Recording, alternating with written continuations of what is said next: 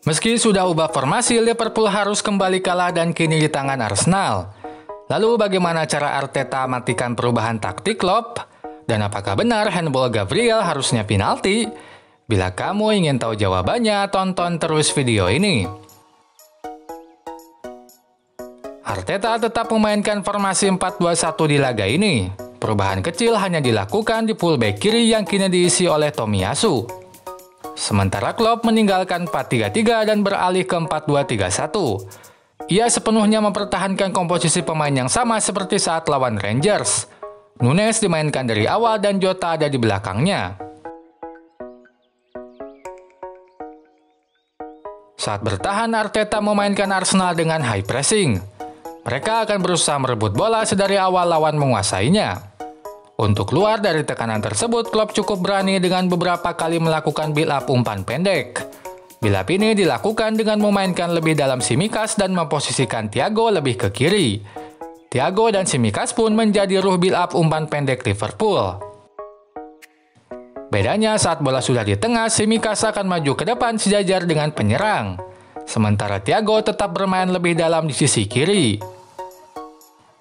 Baru di lini tengah, umpan-umpan langsung diperagakan Liverpool. Memanfaatkan kelemahan high pressing yang menyisakan jarak yang panjang antara kiper dan bek, Liverpool berulang kali melakukan umpan langsung ke depan. Pada cuplikan ini, Arnold melakukan umpan langsung ke Nunes. Gol pertama Liverpool pun buah dari taktik ini. Dilihat dari sudut ini, umpan jauh Arnold memanfaatkan jarak yang jauh antara kiper dan bek Arsenal. Dengan bantuan lepasan bola Gabriel, gol pertama Liverpool tercipta. Pola ini pun semakin terbukti dengan catatan offset Liverpool yang menyentuh 6 kali. Hampir semua offset itu terjadi saat umpan langsung dilakukan. Kemudian Jota yang dimainkan sebagai gelandang serang tengah tidak dimainkan sebagai playmaker. Sehingga ia lebih banyak ada di depan dibanding bermain lebih dalam untuk menjemput bola. Maka sering terjadi kesejajaran 5 pemain Liverpool di depan. Untuk atasi hal ini, Arteta pun membentuk formasi 5 pemain di belakang. Saka dan Martinelli secara bergantian membentuk formasi ini. Bahkan di menit 82 saat Arsenal sudah unggul, mereka secara murni bermain dengan 5 bek. Masuknya Tierney membuat formasi ajak 5 bek Arsenal terbentuk.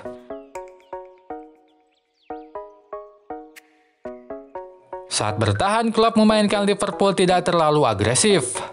Dibanding merebut bola dari bek, mereka merapat ke tengah dan membatasi ruang gelandang untuk membuild up dari lini tengah. Itu pun tampak saat build up sudah di tengah lapangan. Saat bola diumpankan ke Partey, setidaknya ada 3 pemain yang menghampirinya.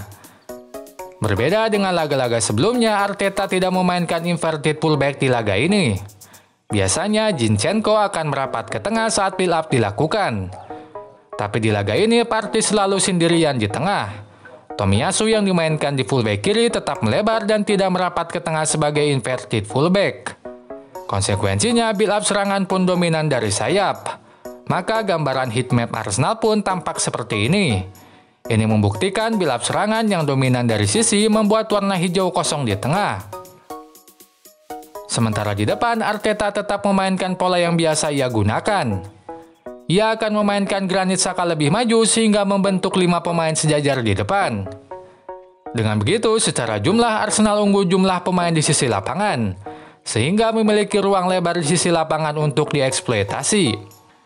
Tidak heran memanfaatkan situasi tersebut, umpan langsung dominan dilakukan Arsenal. Bedanya Arsenal melakukannya dengan melebarkan bola ke sisi lapangan entah pada Xhaka atau Martinelli.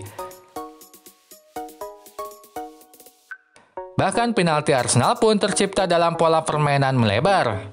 Granit Xhaka 2 kali melakukan crossing dari sisi kiri sebelum Jesus jatuh. Dalam 2 kesempatan tersebut, Xhaka memiliki ruang yang lebar untuk melakukan crossing.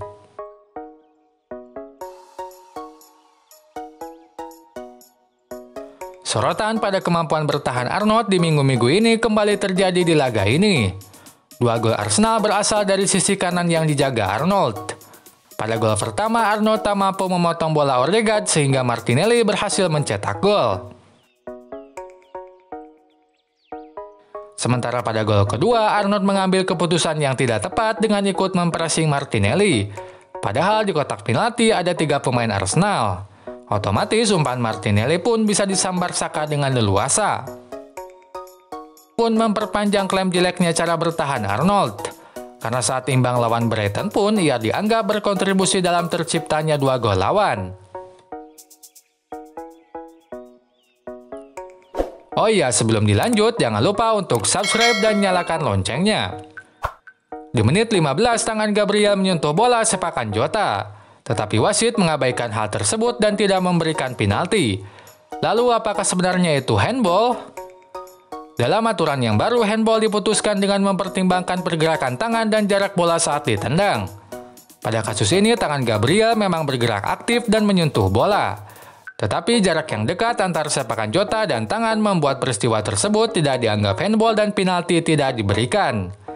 Nah, gimana? Kalian setuju atau tidak dengan penafsiran wasit ini?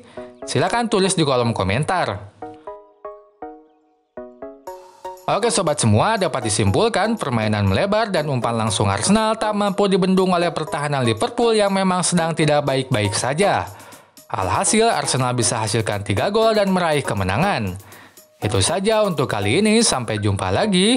Goodbye.